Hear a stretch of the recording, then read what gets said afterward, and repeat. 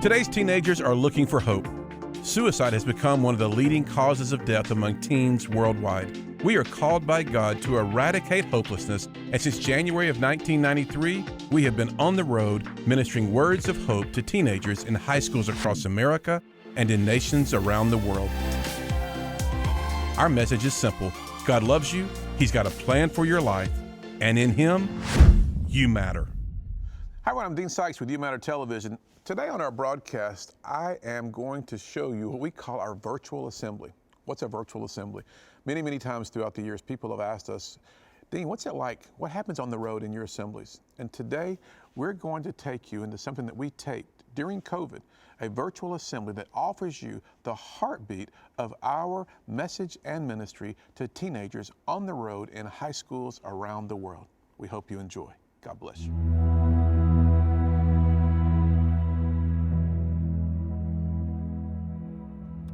Hi, everyone. I'm Dean Sikes. You know, since January 1st, 1993, I've been speaking with teenagers. And if you're a teenager watching this today, I am going to talk from my heart to yours. You'll notice I don't have any notes. I've spoken at over 3,400 schools. So I've never read a speech, and I'm not going to start today. Today, I just want to talk to you about your life. And I'm going to share some of my life with you and see how those two stories kind of connect. I want you to, if you'll do me a favor, I don't want you to just listen to me with your ears. I want you to hear me with your heart. I want you to really kind of just buckle in and just get with me, because you're going to see pretty quickly that I'm not going to talk with you as teenagers. To be honest with you, I just don't have the time. I'm going to talk with you as young adults who have the ability and the opportunity to really make some serious choices. And one of the things you're going to hear me say a lot today in our time together is this: your choices create your circumstances. If you today do not like the circumstances of your life, check your choices. This is real simple. Good choices equal good circumstances. Not so good choices equal not so good circumstances. And you know what? You know why I talk with teenagers? People in the business world ask me all the time. They go, Dean, why don't you invest your time speaking in corporate America? Let me tell you why. First of all, this is my calling. This is what I believe I'm called to do. Secondly, I can relate to you. I understand. Even though there are years and decades between you and me, the reality is I still understand what it's like to be you sitting where you're sitting today watching this.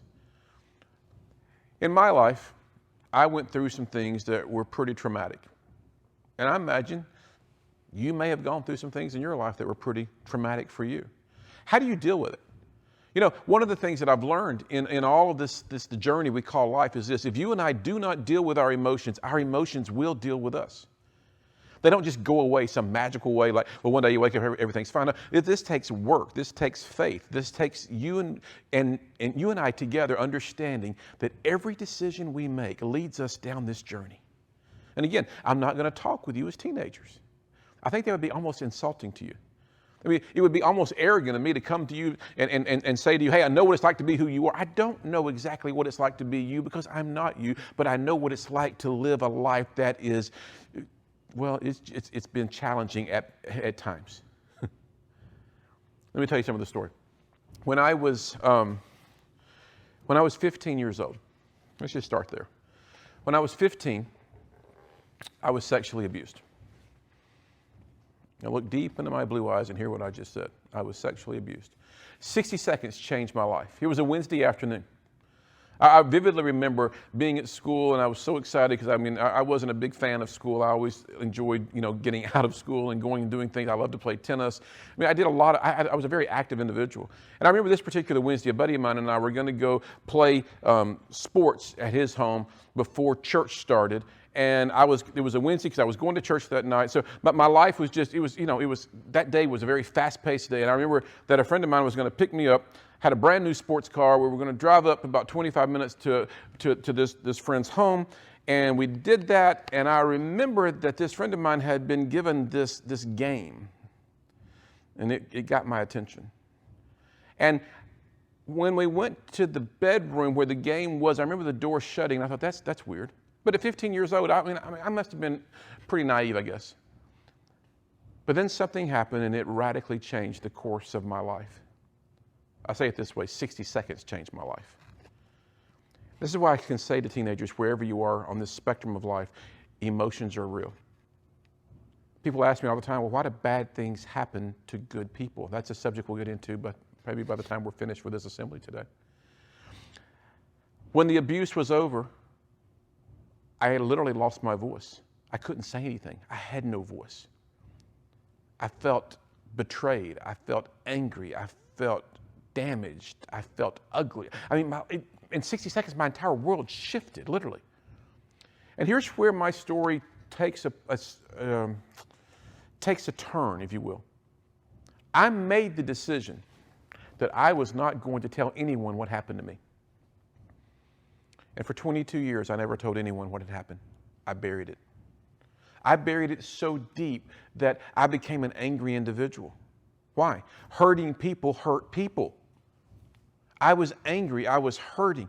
And what I didn't understand at 15 and 16 years old was why suddenly were all these older girls so attracted to me? Why were they wanting to go out and have dates and have fun? And why? And I began to understand why, because they had been damaged. What does this have to do with you? Guess what? Healthy attracts healthy. Unhealthy attracts unhealthy. And I was very unhealthy. By the time I was 17 years old, 2 years into this journey of having been abused, not telling anyone what had happened to me, at 17 years old, I failed PE in high school. It's okay to laugh. How do you fail PE? That was the question my dad asked. Dean, how do you fail the easiest class you'll ever take? Well, I made a decision. Again, remember what I said when we first began, choices create circumstances. I made the decision that I was not going to put myself in a place where I had to change clothes. Now, keeping in mind, at 17, I played quarterback, I taught tennis, and I played golf. I was pretty athletic. But I was also so wounded on the inside, there was no way I was ever going to let anybody put me in that position again. And so at 17, my coach in PE said, Dean, if you don't dress out, I will fail you. I was the poster child for arrogance and stupidity. And I thought to myself, you won't fail me. Because also at 17 years old, I was the youngest political consultant in the state of Tennessee where I live. I had TV cameras wherever I went. I had photographers. I had reporters asking me questions. Not because I was such a great strategist, I was the youngest guy doing it. And so I was looking at this coach going, man, I was in the front page of the paper Sunday. You're not going to give me an F in PE? Well, when our report cards came out, I had algebra, English, history, civics, and what? PE. And next to PE, there was this F. I marched myself into his office, the coach's office. I said, Coach. He said, Dean, I told you, if you didn't pay the price and dress out, I was going to fail you. I said, Coach, where I went to school, our parents had to sign our report cards. That can be a life-changing experience. I said, Coach, I can't take an F home. I'll do anything. I'll go outside. I'll go up and down those bleachers. I'll do sit-ups, push-ups. I'll run the track, whatever you want me to do. He said, I'll tell you what, come back tomorrow morning, we'll start all over, fresh slate. I said, great. I said, now about this report card. He went, oh, no. That's your F. You earned it. Have your dad sign your report card. Leaving me standing in that coach's office as he walked past me, and I was thinking, God, this would be a great moment for the rapture to occur. But no trumpet blasted, and we were still there, and I went home. Now, at this point in my life, because I was, again, damaged, and when I looked in the mirror, I didn't like me, so how could I possibly, conceivably believe that you would like me? I went home, and I did what I always did at that point in my life. I lied. I tried to tell a lie to my parents. My dad looked at me and said, Dean, there's no way. Everything looks great on your report card. And I thought, God, you've blinded my dad. He doesn't see the F. Just sign it. I'm out of here. He said, but wait a minute. When he said, wait a minute, I knew. He said, Dean, there's no way to fail PE. And I said, Dad, there's a way to fail PE. He said, are you telling me you failed the easiest class you will ever take? I said, yes, sir. He said, do you want to talk about it? I said, no, sir. That was honest. He said, let's talk about it. I said, yes, sir. And from that one conversation with my dad, here's what I learned. I never again failed PE, but the more important lesson that I learned that I've shared from here to, South Africa, Russia, Australia, all over America, and now today here with you. If you and I do not pay the price, we will pay a price. There are no free lunches. Every single decision that you make carries with it a benefit or a consequence. And listen, in the day in which we're living, it is so terribly competitive out there in the real world, past the four walls of wherever you are right now. It's so competitive out there. You've got to understand your value. You have to understand your purpose. You have to understand the two words that I always share wherever I speak, that you matter. It's critically important.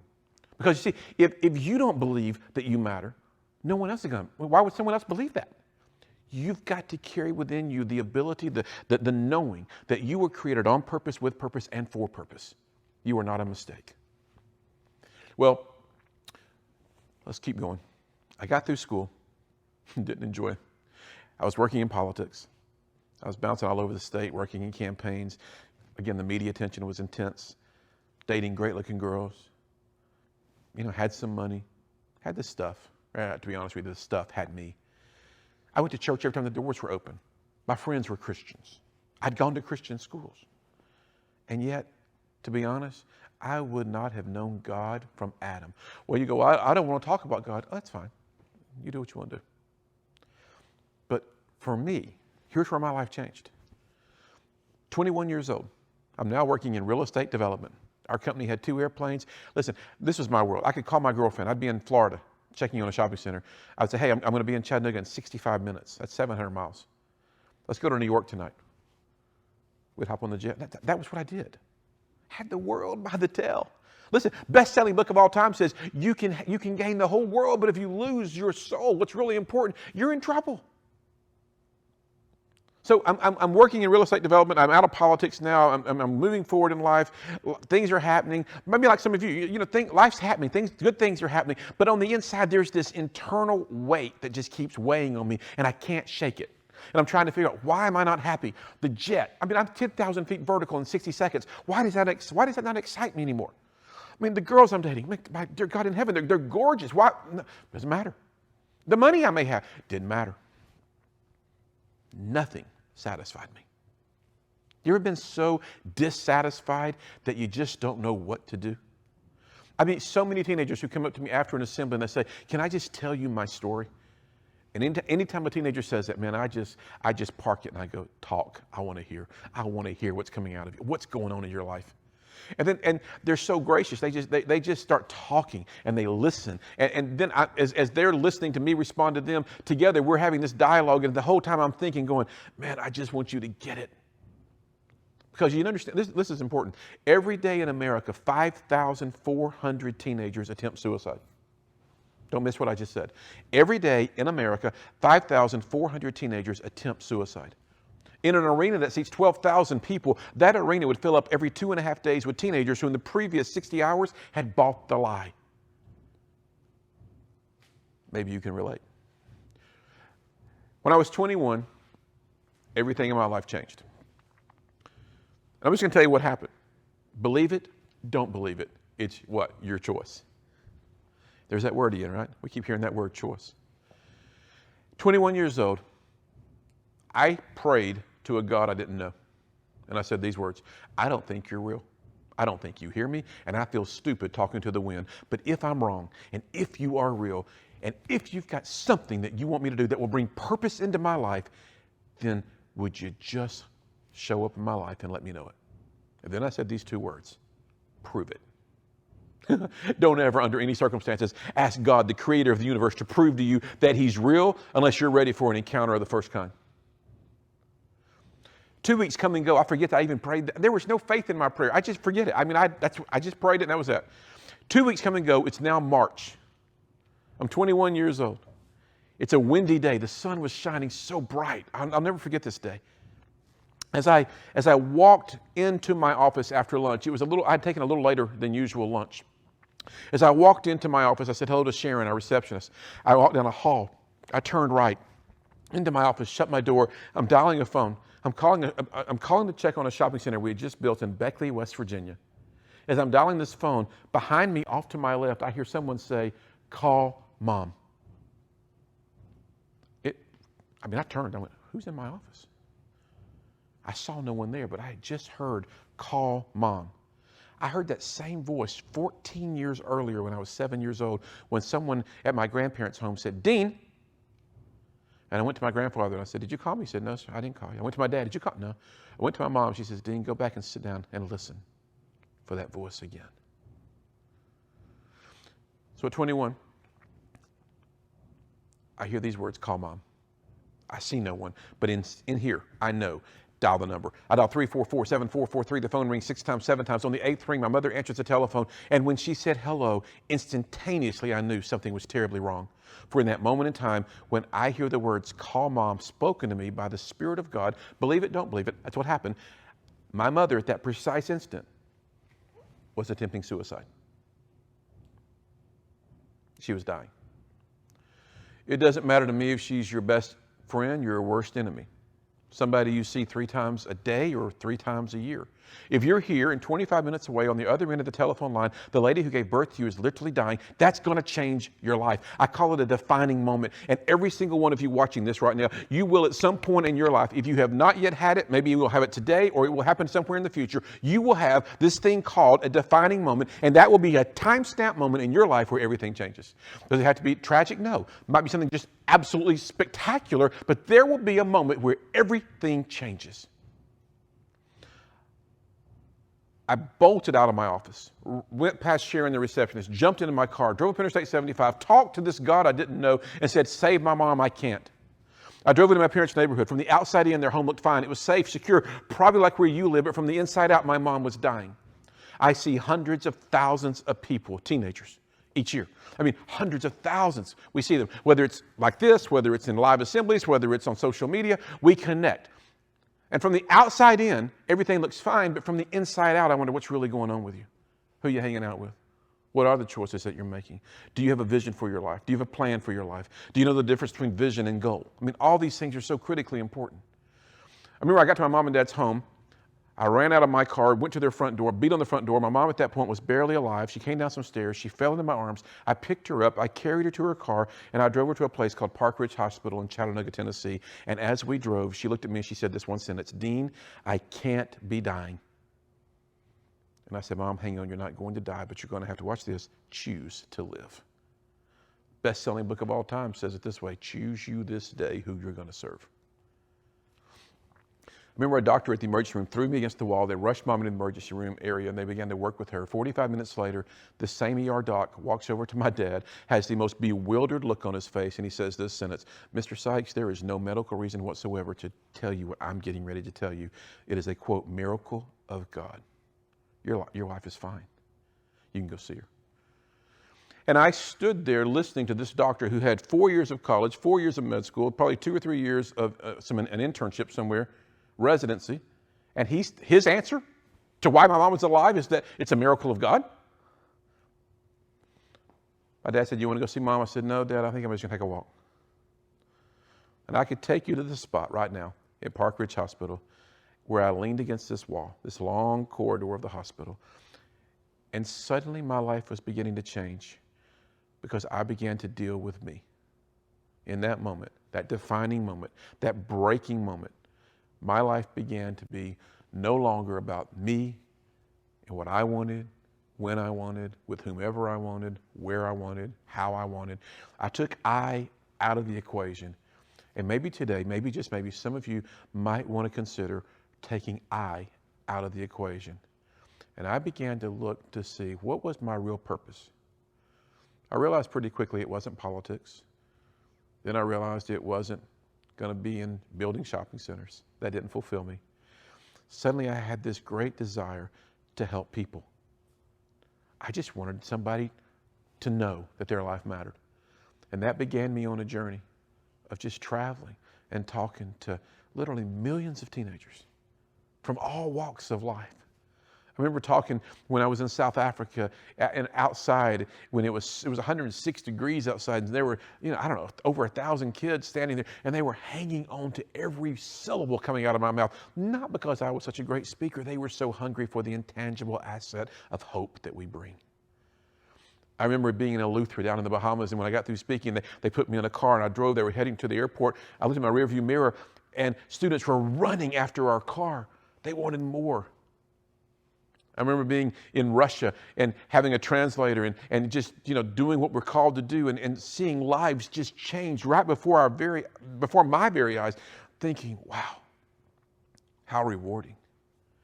One of the things that I often share with students is when I get through speaking at an assembly or whatever, teenagers always will come up, they want to talk, they want to share their story with me. I was recently in North Carolina, And a young man walked up to me, and he had this look on his face. There was just basically nothing there.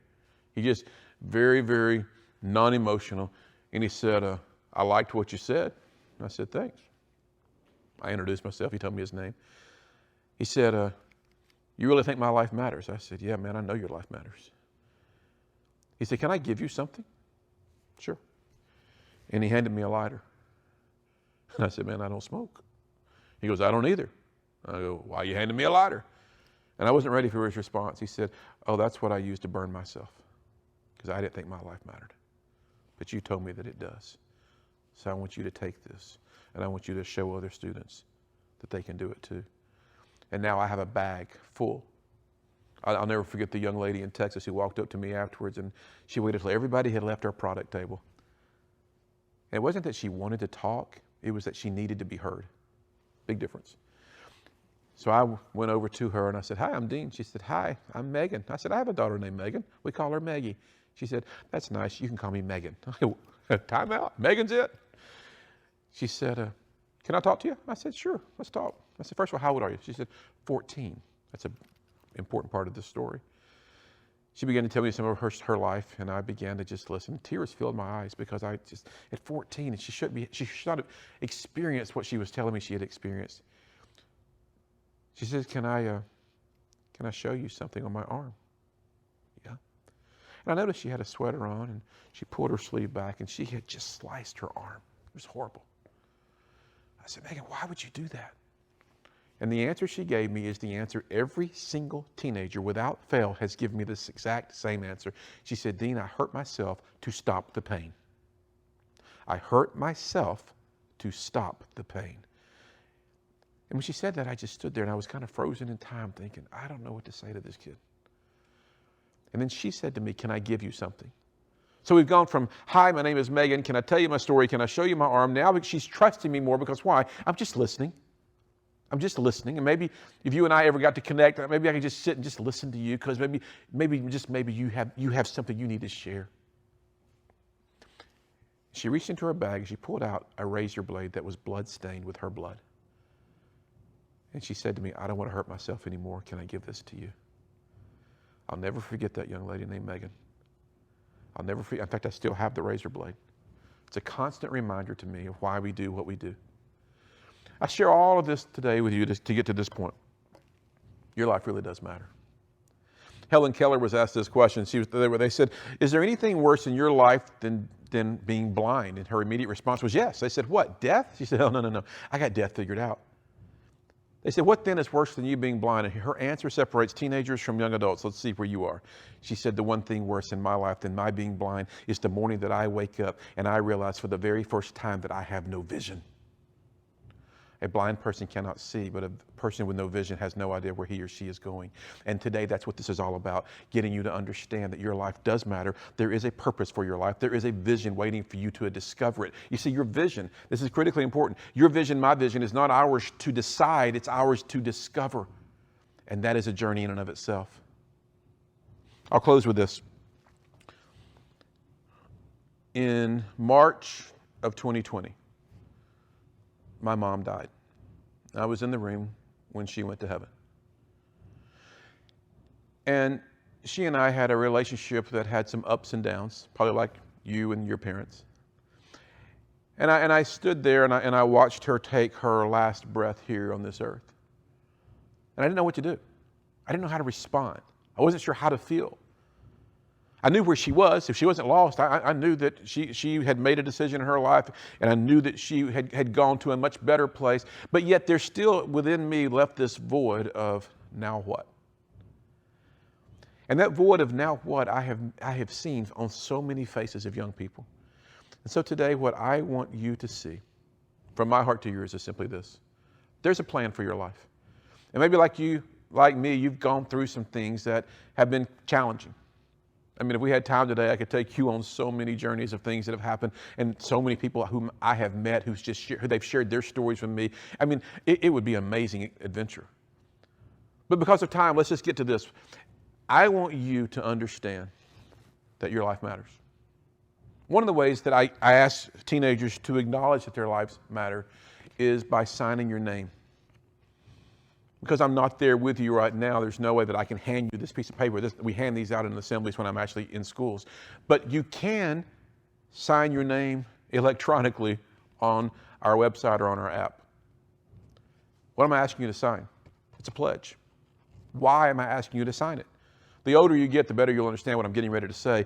Every single time you sign your name to something, you're taking responsibility for it. You go to dinner, you sign your name to a credit card. You buy a car, you sign your name. When you buy a house, you'll sign your name. Whatever it is, when you sign your name, you're saying, I take responsibility. This is mine. Bring this home. It's your life. You only get to live it once here. You are not a mistake. When God created you, He did not go, oops, look what I've just done. No. You were created on purpose, with purpose, for purpose. And because of that, I am on a mission that will take the rest of my life to successfully accomplish. And it's a mission that says, I want you to understand how valuable your life is. This is a pledge. It's called the I Matter Pledge. And it says this, I choose to live and not end my life for 3 reasons. I was created as an original, for purpose, and for relationship. If you go to our website, you'll see it on the screen. Go to our app, you'll see it on the screen. You can sign this right now. And I'm going to invite you to do that. Tens of thousands of young people have already signed this. I was somewhere speaking not long ago, and a young man walked up to me, and apparently I'd been at his school when he was in the 9th grade, and he was now a senior. Well, I didn't know him, of course, and I didn't remember being at his school, but he said to me, that pledge card? I said, yeah. He said, it saved my life. I said, how so? Tell me. I love to hear stories. He told me his story. He said, you know, because when I'm in schools and students sign their name here, they tear this portion off. They give me the bottom portion. You keep the top. He said, that bottom portion, he said, I gave it to you. I said, yeah, I'm sure you did. But the top portion, I said, yeah. He said, it's in my bedroom on my mirror, and I look at it every morning in my life, and I read it. I remind myself that I was created on purpose, with purpose, and for purpose. On the back of the pledge card or on the app or on the website, you'll see ways you can connect with us through social media. You'll see ways that, what do you do now? I've signed this card. I'm having a challenge. What do I do? There's 4 steps you can take. None of this costs you anything. If you're interested in resources, I've written 29 books so far. Many of them are on our app. They don't cost you a dime. Just go to the app, download it, look for resources, and you'll see a bunch of free stuff. You'll see videos we've shot literally from South Africa to San Francisco to Ground Zero at New York City, all of which are there for you. I'm not asking you to do anything except invest in yourself. It doesn't cost you a dime to invest in yourself. It costs you some time. Thanks for letting me be a part of your life today. God bless you. Today's broadcast was made possible by friends and partners of Dean Sikes and our You Matter campaign. We hope you've been empowered by today's broadcast. You too can make a difference in a teenager's life. Thank you for your continued prayers and support as we hit the road to reach more teens across America and around the world. Remember, where there is life, there is hope. We'll see you next time on our You Matter broadcast with Dean Sikes.